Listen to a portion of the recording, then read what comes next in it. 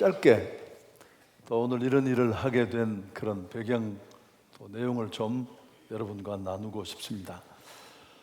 행복이 무엇일까요? 사실 행복은 이 땅을 살아가는 모든 사람들의 끊임없는 관심이고 화두입니다. 철학, 종교, 심지어 인간의 모든 정신과 또 육체적인 활동도 역시 행복을 찾는 여정이라고 말할 수 있습니다. 열심히 우리는 행복을 꿈꾸고 추구했습니다. 여러분 많이 행복해지셨습니까? 또 어떻게 하면 우리는 아직도 채워지지 않는 이 행복의 과제를 이룰 수 있을까요? 제가 한번 검색을 해봤습니다. 행복론에 관해서 쓰여진 책들을 여러 권 있습니다. 한두 가지가 아닌데요. 대표적으로 카네기의 또 행복론도 있습니다. 그리고 최근에는 달라이 라마가 스님이 쓴 행복론도 있고 철학자가 쓴 행복론도 있습니다. 버트란트 러셀도 행복의 정복이라는 책에서 역시 행복을 얘기했습니다. 사실 이 러셀은 반기독교적인 학자입니다. 나는 왜 기독교인이 아닌가 그런 책을 직접 저술할 정도이니까요. 오늘 잠깐 이 버트란트 러셀이 말하는 행복해지는 세 가지 비결을 좀 말씀드릴까요? 첫 번째는 자기 반성입니다. 언제나 진실 어린 마음으로 자신을 돌아보고 반성하는 것, 이건 내 영혼이 맑아지고 또 행복해지는 길이다. 두 번째는 여행을 통해서 행복을 얻을 수 있다고 했습니다. 많은 사람들이 해외여행을 가는데요, 꼭 해외여행이 아니더라도 국내 여행도 충분합니다. 여행은 나라는 존재를 다시 돌아볼 수 있는 그런 기회를 제공하니까요. 또 한 가지 마지막으로 그가 말한 행복에 관한 요건은 집 정원사와의 대화입니다. 우리에겐 좀 이해가 어려운데 여기서 말하는 이 정원사는 소박하고 순수한 이웃을 뜻하기도 합니다. 나와 다른 사람과의 대화는 삶에 관한 시선이나 혹은 이해력을 다채롭게 해 줍니다. 또 다른 책에서 이 러셀은 운동을 조언하기도 합니다.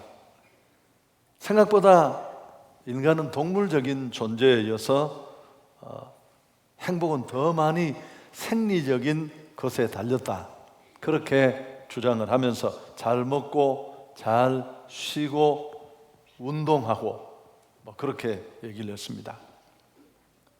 러셀의 얘기를 종합해 보면 행복은 그렇게 어려운 게 아니고 누구나 쉽게 자신이 만들어 갈 수 있다, 그렇게 정리가 됩니다. 여러분 한번 생각해 보십시오. 과연 그렇게 해서 우리가 행복해질까요? 제가 한번 실컷 먹어봤습니다. 행복하지 않았습니다. 인간은 몇 가지 조건만 맞는다고 해서 곧장 행복해질 수 있는 그런 형이하학적인 존재가 아니라는 것, 우리는 이미 경험을 통해서 잘 알고 있습니다. 이제 한번 성경에 관심을 기울여 보십시오. 하나님의 말씀인 성경도 행복에 대해서 얘기합니다. 그냥 우리 생각은 성경은 까다로운 여러 가지 조항들, 또 지켜야 될 그런 규범들로만 우리를 옥죄할 것처럼 생각되는데요, 그렇지 않습니다. 사실은 성경은 행복의 책입니다. 온 우주 만물을 만드시고 인생을 만드신 하나님이 너희가 이렇게 살면 정말 행복할 수 있어, 그런 내용을 온통 담고 있습니다. 신명기 10장 13절 같은 경우인데요, 제가 청년기에 읽고 깜짝 놀랐습니다. 내가 너의 행복을 위하여 주는 말씀, 이런 구절이 있거든요. 성경은 인생을 만드신 하나님이 이렇게 살면 행복하다는 행복 매뉴얼이고요, 인간 사용 설명서와 같은 것, 건강하게 행복하게 잘 사는 내용들로 가득합니다. 그래서 오늘 이 제한된 시간 안에 성경이 제시하는 행복론입니다. 행복해지는 원리 몇 가지를 초대받아 오신 여러분과 함께 나누고 싶습니다. 첫 번째 원리가 뭐냐 하면 제1원리는 하나님의 사랑을 알아야 합니다. 생뚱맞으시죠? 아니 갑자기 행복을 말하다가 무슨 하나님의 사랑이야. 아니 존재조차 나는 인정할 수 없는데 여러분 차가 커진다고 받는 월급이 많아진다고 행복해지지 않습니다. 잠깐 순간 일부분 그럴지 모르지만 금세 우리는 그렇지 않습니다. 어쨌든 좀 뒤에 더 설명을 드리겠습니다만은 하나님은 우리 한 사람 한 사람을 사랑하십니다. 뿐만 아니라 우리 한 사람 한 사람을 향한 놀라운 계획을 가지고 계십니다. 처음에 이 내용을 들으면 야릇한 기분이 들 수 있습니다. 하나님이 나를 사랑하신다고 좋다.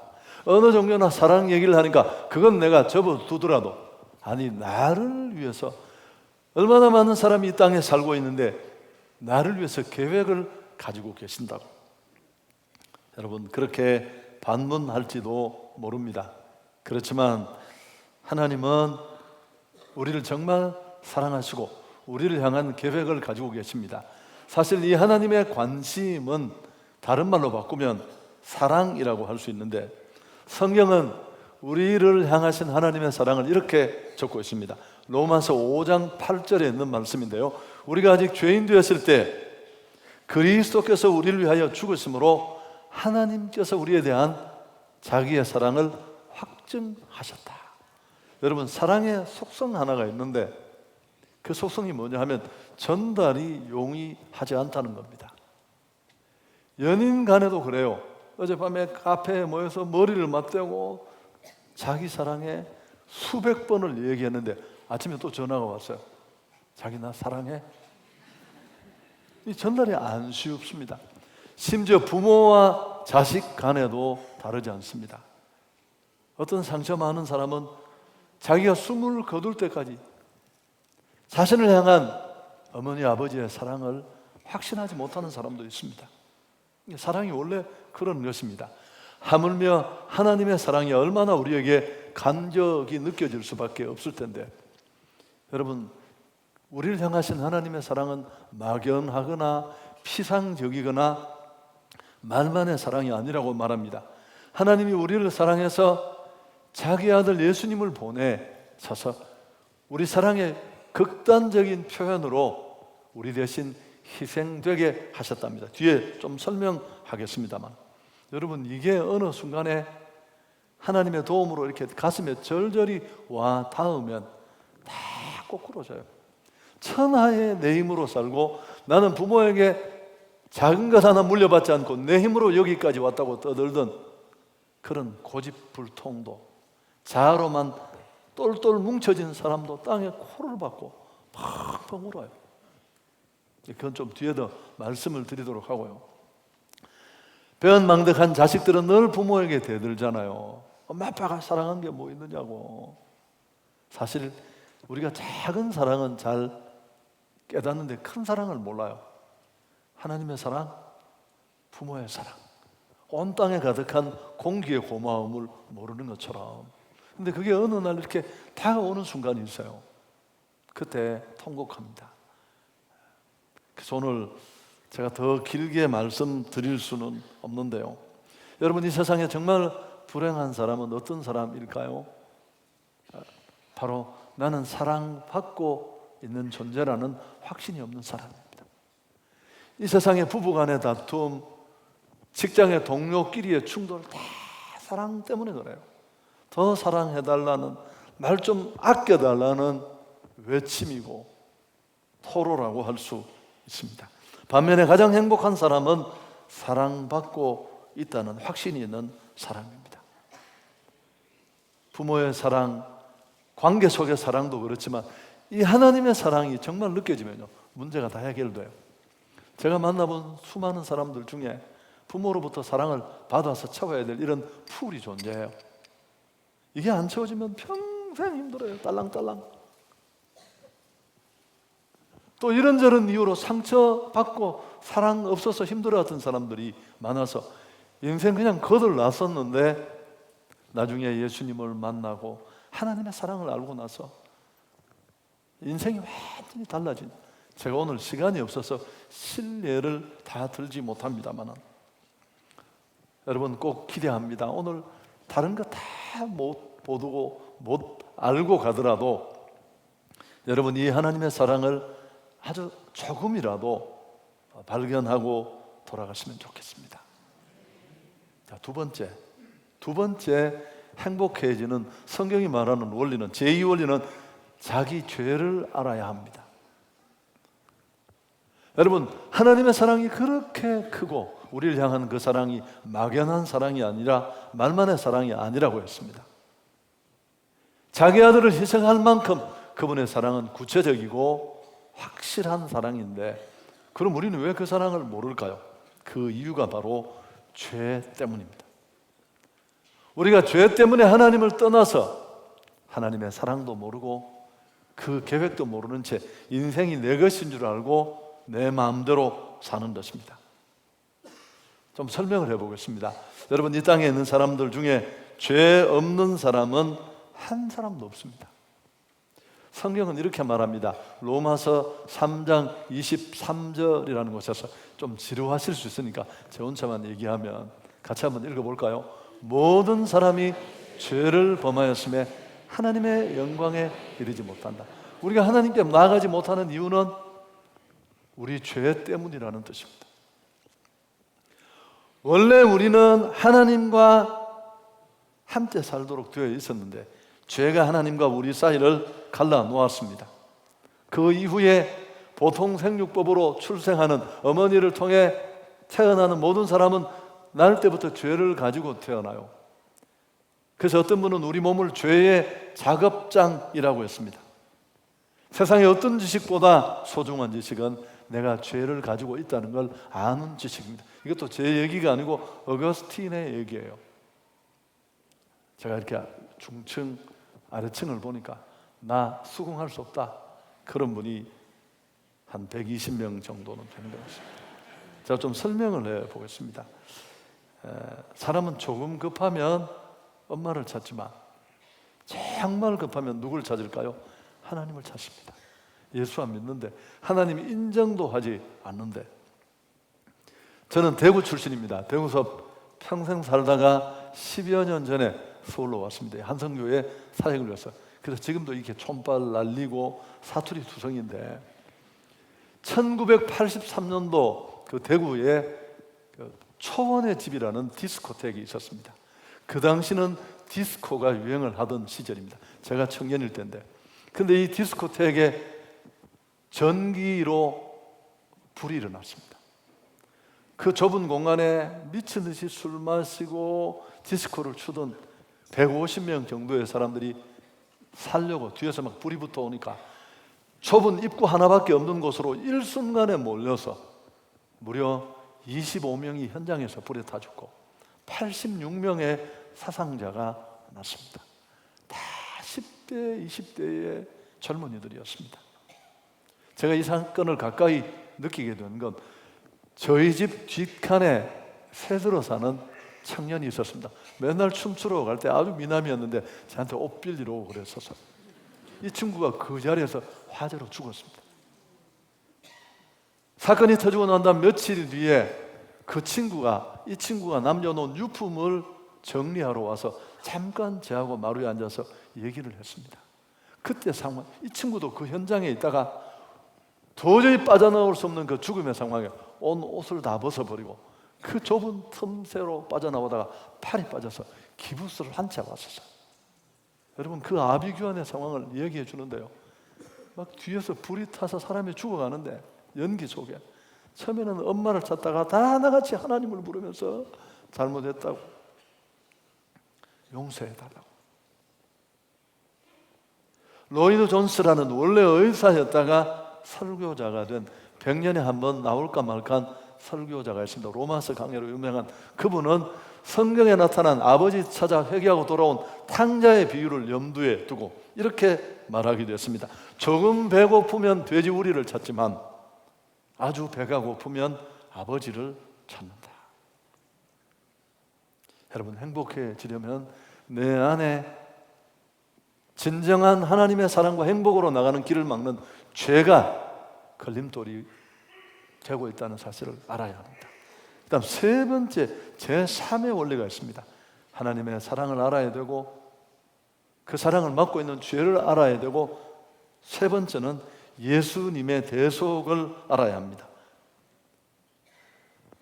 내 행복과 하나님의 사랑을 막고 있는 이 사랑을 해결할 수 있는 길은 딱 하나뿐인데, 그 유일한 길이 예수님이라는 겁니다. 여러분, 예수님을 통해 내 죄 문제를 해결하고 나면 우리는 하나님의 계획 속으로 들어갈 수 있습니다. 그 사랑과 계획 속으로. 인생의 행복을 가로막는 가장 큰 걸림돌이 뭘까요? 내가 직장이 더 좋아지고 예쁜 아내를 만나 결혼하고 사람들이 성공했다, 출세했다 그러면 행복해질까요? 잠깐 착각같이 그럴 수 있습니다. 그러나 아닙니다. 무엇보다도 죄입니다. 죄. 세상 행복론이 다 전국적으로 끝에 가지 못하는 이유도 여기에 있습니다. 원래 인간은 하나님과 살도록 만들어졌습니다. 에덴이 그런 곳이에요. 상상의 땅이 아니라 생명과 축복과 행복이 되시는 하나님과 만나며 교제하며 살도록 인간은 만들어졌습니다. 마치 무엇과 같이 그러냐 하면 물고기가 물 속에 살듯이. 이건 톨스토이가 한 말입니다. 물고기에게 물은 전혀 불편한 곳이 아닙니다.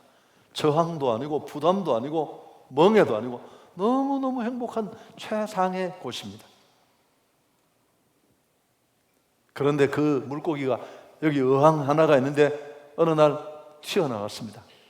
물고기 키워보면 이런 일이 자주 일어나요. 그래서 반드시 뚜껑을 덮어두는데요.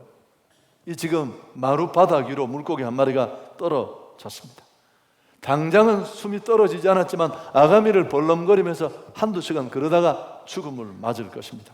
오늘 인생의 모습이 꼭 그렇습니다. 살아가고 인생이라고 말하지만 사실은 찰나의 생명을 잘라 먹으면서 눈 한 번 깜짝거릴 것 같은 그 경점의 시간을 보내면서 죽음 앞에 서고, 죽음이 끝이 아닙니다. 죄 문제를 해결하지 못한 인생은 심판, 형벌, 영원한 형벌 받는 게 성경이 말하는 인생의 모습입니다. 그런데 이런 잘 살고 싶어서 열심히 노력하고 애쓰는데도 자꾸만 멀어져가는 인생을 보면서 안타까워하신 하나님이 자기 아들을 보내서 우리 힘으로는 해결할 수 없고 우리끼리는 도저히 도움 줄 수 없는 이 죄 문제를 해결해 주셨습니다.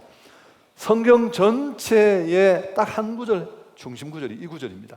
요한복음 3장 16절이 그 내용을 말하는데 함께 한번 읽어보겠습니다. 하나님이 세상을 이처럼 사랑하사 독생자 예수 그리스도를 주셨으니 이는 그를 믿는 자마다 멸망하지 않고 영생을 얻게 하려 하십니다. 그러니까 나를 위해서 피 흘려주신 그 예수 그리스도를 통해서 우리는 죄 문제를 해결하고 행복으로 갈 수 있습니다. 우리 행복을 가로막고 우리를 하나님과 그 사랑과 계획 속으로 나가지 못하게 하던 죄를 끊어내는 일 우리는 못했는데 예수님을 통해 해주신 겁니다. 이탈리아의 작가 중에 지오반니 파피니라는 작가가 있습니다. 이분은 원래 철저한 하나님을 인정하지 않는 무신론자였는데 그러다가 어느 날 불치의 병에 걸렸습니다. 죽어가는 아들을 지켜보고 안타까워하는 그 어머니에게 한 사람이 찾아와서 이런 조언을 해주었습니다. 사람의 인육을 먹으면, 사람 고기를 먹으면 살 수 있다. 죽어가는 자식을 살릴 수 있는 일이라면 부모가 뭘 못하겠습니까?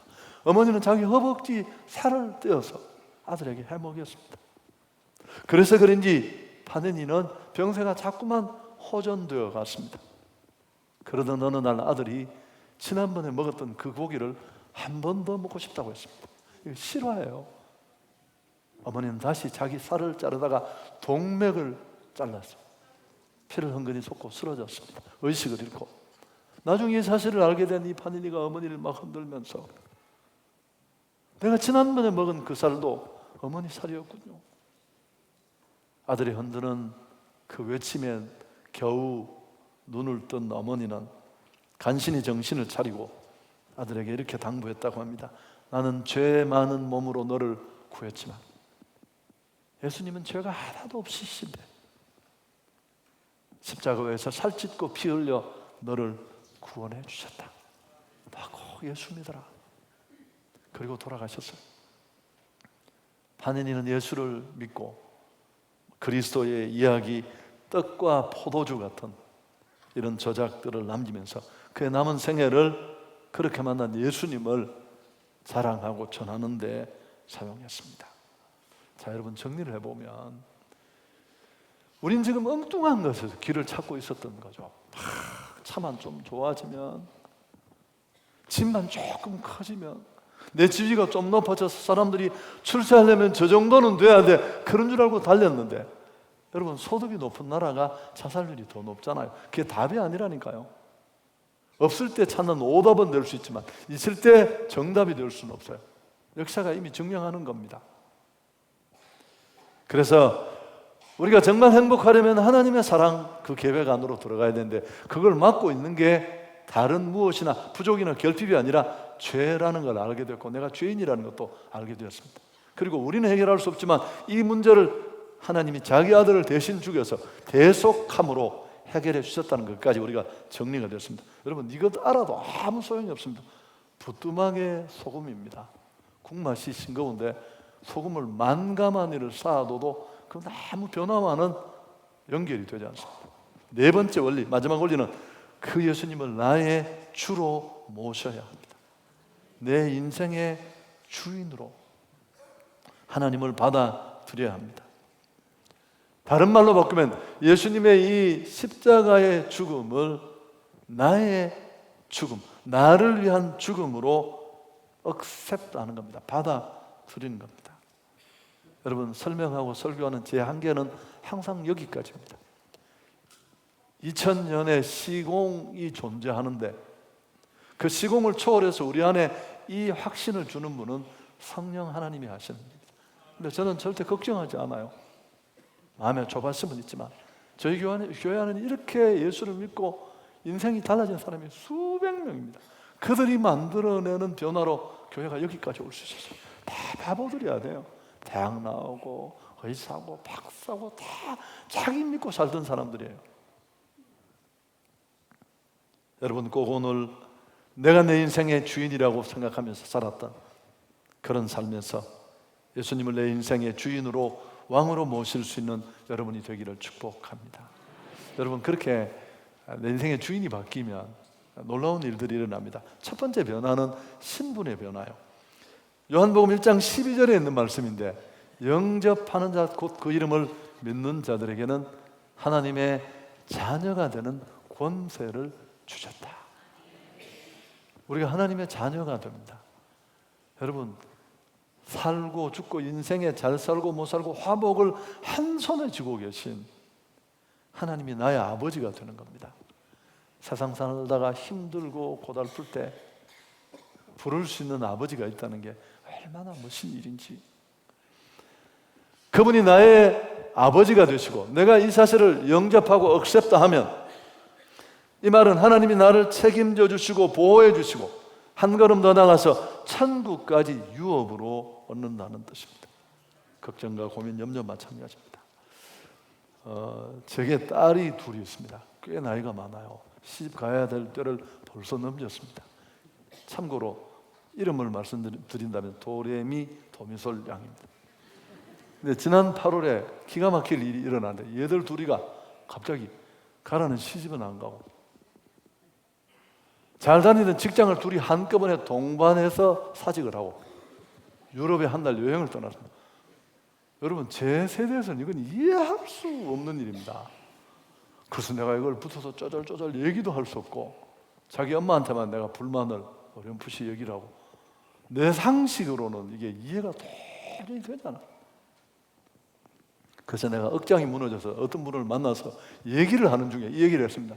세상에 요새 이런 일도 다 있다. 그랬더니 이분이 막 웃으면서 요새 애들이 그렇대요. 그러면서 어떻게 도대체 이런 용기가 어디서 생긴지 나는 모르겠다. 그랬더니만 그분이 걔들이 아빠를 믿고 있는 것 같다고. 아니 예수를 믿어야 되지. 그래서 내게는 그런 아버지가 없었더라고요. 믿을 만한. 은근히 아빠를 믿는 구석이 있어서 그럴 수 있었다는 겁니다. 여러분, 저는 27살에 아버지가 돌아가셨습니다. 이대 독자인 저를 고등학교 때까지 목욕탕 데려가서 때까지 다 씻어주는 귀한 아들이라고. 저는 미래에 걱정을 하지 않았어요. 근데 갑자기 저희 아버님이 58세에 꽤 많지 않은 나이에 돌아가시고 6명 가족의 모든 책임을 제가 한순간에 물려받았습니다. 아무도 없는데. 그래서 제가 교회 나와서 많이 울었습니다. 두렵기도 하고. 그러다가 뭘 깨닫게 되었을까? 내게는 아버지가 또 한 분 더 계신다는 걸 알게 됐죠. 그분이 하늘 아버지셨어요. 이론으로는 알았지만, 그렇게 부르기도 했지만, 그래서 많이 울었습니다. 하나님, 나같이 별 볼 일 없는 인생도 한번 돌아보시고 도와달라고 정말 은혜를 많이 주셨죠. 우리 아들도 이제 군 제대하고 벌써 성년이 다 됐습니다만은 이 친구가 어릴 때 그래요. 아빠를 데리고 막 구석으로 가는 거예요. 무슨 나선 중요한 일인 줄 알고 가면 구석에 가서 저래서 1,000원만. 그럼 제가 당연히 1,000원 줍니다. 1,000원 가지고 다 할 수 있냐 그거. 그렇죠. 아빠가 할 수 있는 일이에요. 여러분, 인생을 살아보면 혼자 힘으로 넘어설 수 없는 너무너무 많은 일들, 풀 수 없는 과제들, 좋으신 그 아버지와 의논하는 축복을 여러분이 꼭 누렸으면 좋겠습니다. 두 번째, 온갖 저주와 고통에서도 벗어납니다. 권세가 있다고 했잖아요. 예수의 피는 우리가 설명할 수 없이 해결할 수 없는 어둠의 그림자들을 벗어버립니다. 자꾸 꼬이고 힘들고 점점 괴로워지고 설명할 수 없다는 사실이 더 미칠 것 같고, 그래서 복잡하니까 운명 팔자라는 이름으로 그저 설명을 포기한 그 많은 일들, 내 힘으로 해결할 수 없는 일들. 여러분, 사실은 그 저면에는 우리에게 불행을 주는 악한 영적 세력들이 있다고 말합니다. 여러분, 인정하지 않아도 요한 1서 3장 8절 같이 한번 읽어보면 좋겠습니다. 이런 말씀이 있습니다. 죄를 짓는 자는 마귀에게 속하나니 마귀는 처음부터 범죄함이라. 하나님의 아들이 나타나신 것은 마귀의 일을 멸하려 하십니다. 마귀가 우리한테 들어붙는 건 죄 때문에, 우리를 쩐하고 우리를 끌고 갈 수 있는 그 이유는 다 이렇게 죄가 이렇게 무서운 거예요. 더러운 곳에 파리가 날아들듯이. 그런데 예수를 믿고 그 예수가 내 아버지가 되실 뿐만 아니라 시간을 두고 삶을 두고 내 삶을 그분이 지배하고 다스리기 시작하시면 내 삶에 이 꼬였던, 설명할 수 없었던, 운명같이 나를 끌고 가던 그 더러운 것들이 하나씩 하나씩 해결될 줄 믿습니다. 풀리기 시작해요. 여러분, 이것도 제가 시간이 없어서 그러니까 예수를 잘 믿는 게 참 중요하죠. 세 번째는 사망 권세로부터도 벗어납니다. 죽음조차도 공포가 없습니다. 죽는 일이 우리에겐 쉬운 일은 아니지만 사랑하는 가족들, 관계 속에 여러 가지 일들을 내려놓고 죽음 앞에 직면한다는 건 간단하지 않지만, 이유는 요한복음 5장 24절, 내가 진실로 진실로 너희에게 이르노니 내 말을 듣고 또 나 보내신 이를 믿는 자는 영생을 얻었고 심판에 이르지 아니하나니 사망에서 생명으로 얻었느니라. 예수를 딱 내 주인으로 영접하는 순간 세 가지가 동시에 일어나요. 영생을 얻었고 심판에 이르지 않고 사망에서 생명으로 옮겼느니라. 이건 변화되지 않습니다. 죽음 앞에 딱 섰을 때 보면, 인간의 가장 두려운 공포 앞에 섰을 때 이게 끝이라고 생각하고 가는 사람과 하늘나라로 간다는 걸 알고 가는 사람의 뒷모습은 여러분 보신 분은 알지만 완전히 달라요. 완전 너무 많이. 말씀을 정리하겠습니다. 우리는 참 행복을 꿈꾸었습니다. 행복하기 위해서 부단히 노력했는데 우리가 엉뚱한 곳에서 길을 찾고 있었죠. 우리 행복을 가로막는 건 결핍이나 부족이 아니라 죄 때문이라는 것. 태어날 때부터 내가 죄를 가지고 일평생 죄에 시달리며 죄에 휘둘리는 인생이라는 것 알게 되었습니다. 그래서 노력해도 자꾸만 멀어진 겁니다. 해결책이 있습니다. 예수 그리스도의 십자가 보혈로 우린 이 죄를 청산하고 정말 우리를 행복하게 하는 그 하나님의 생명과 축복 되신 하나님께로 나아갈 수 있는 길이 열려 있다고 말합니다. 여러분, 지금 이 어항을 뛰쳐나온 이 마룻바닥에 가쁜 숨을 몰아쉬며 죽음을 향해 가는 이 물고기를 다시 살리는 방법은 뭘까요? 물고기 입에 빨간 약도 발라주고 다 스프레이도 뿌려주고 수건으로 감아주고 그 감긴 것 때문에 죽을 수 있어요. 길은 딱 하나뿐입니다. 다시 어항 속으로 돌려주는 겁니다. 여러분, 처음 교회에 나오면 이상할 수 있어요. 제가 그랬거든요. 놀던 세상이 있어서 내 살 곳이 아닌 것 같아서. 지금은 제게는 얼마나 행복한 공간인지. 예수님만이 참 우리를 행복으로 하나님의 사랑과 그 계획 속으로 우리를 인도하는 첩경이 됩니다. 오늘 처음에 읽었던 성경구절을 읽습니다. 요한복음 14장 6절인데 예수께서 이르시되 내가 곧 길이요 진리요 생명이니 나로 말미암지 않고는 아버지께로 올 자가 없다. 죄 때문에 하나님께 못 나가서 그 사랑도 계획도 몰랐는데, 여러분, 이건 정말 여기 영어 성경을 보시면 The Way, 그 길은 딱 정해진 이 길 한 길뿐이에요. 우리가 편협하고 독선적이라고 욕을 먹는 이유가 여기 있습니다. 다 관대하지만 누구나 길이 될 수는 없어요.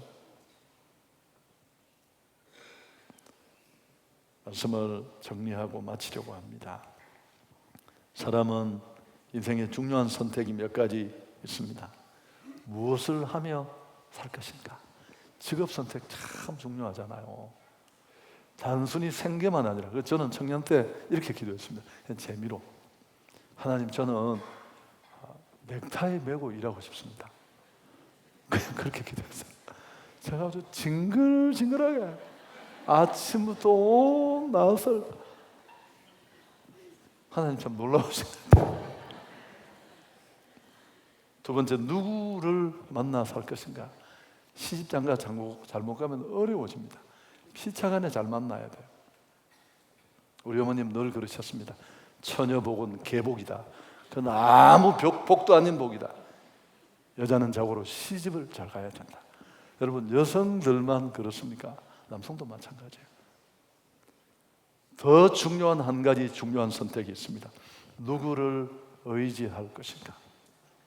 신앙 선택, 종교 선택의 문제입니다.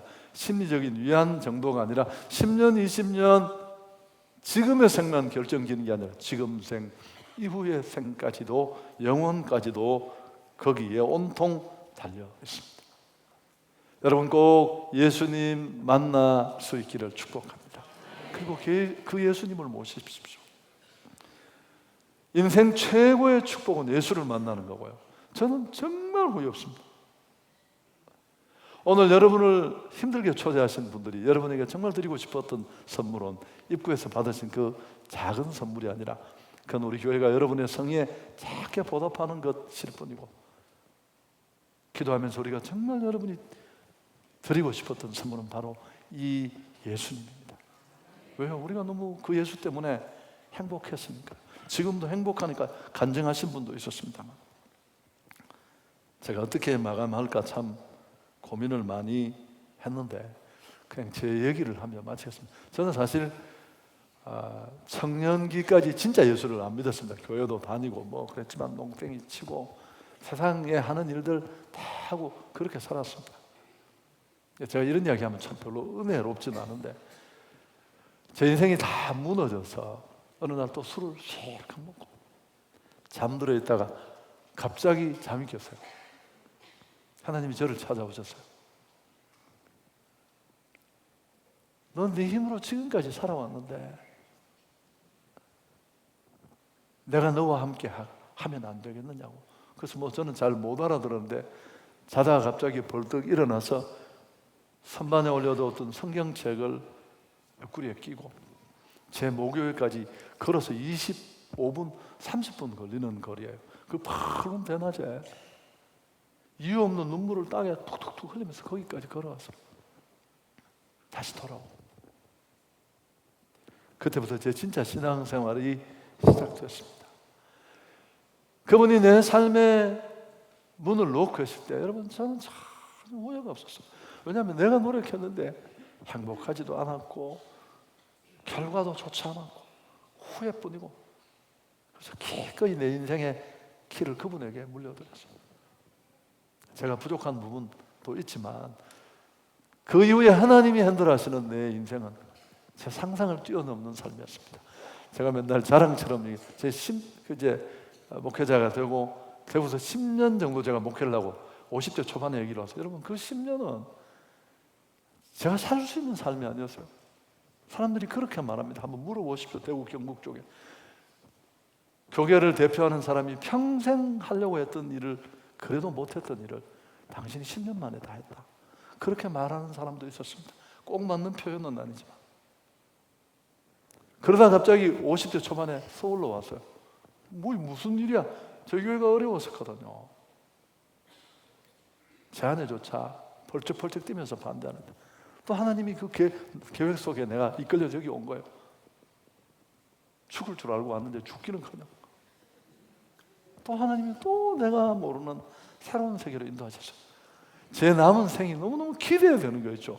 제가 3주 전에 3주 전에 우리 성도들과 그런 얘기를 했습니다. 어떤 분이 책을 썼어요. 이렇게, 어떤 사람이 나는 다시 한번 인생의 기회가 주어지면 참 좋겠다. 자기는 그런 얘기 들으면 깜짝깜짝 놀랐는데 무슨 말도 안 되는 소리를 하느냐. 자기는 다시 절대 살고 싶은 마음이 없대요. 이번에 살아난 것만큼 살 자신이 요만큼도 없대요. 제가 처음에 그 글을 읽고 좀 비웃었어요. 그렇게 자신이 있나? 한참을 생각해 보니까 내 인생도 그랬습니다. 여러분 저는 다시 살면 지금만큼 살 수 없어요. 제가 이 말을 드리는 이유는 그분이 만들어가는 인생이 참 기이롭기도 하고, 어찌 저만 그렇겠습니까? 여기 오신 분들 오늘 간증하신 자매 다 마찬가지입니다.